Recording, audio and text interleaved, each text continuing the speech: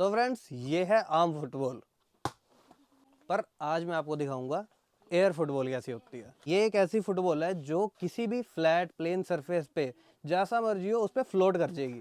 Float मतलब hover, इसको बोलते हैं, होवर बोर्ड से इंस्पायर्ड है। जैसा कि आप देख सकते हो इसमें प्रॉपर लाइटिंग जल रही है और हवा के मैं फील कर पा रहा हूँ इसके अंदर। ये देखना आप, आ रहा है और ये होवर करती जाएगी। इससे आप अपने दोस्तों के साथ घर के अंदर टेनिस कोर्ट में भी आप खेल सकते हो। सेफ है, छोटे बच्चे भी खेल सकते हैं, बड़े भी। तो आप अब हमें कमेंट्स में बताइए आपको कैसी लगी।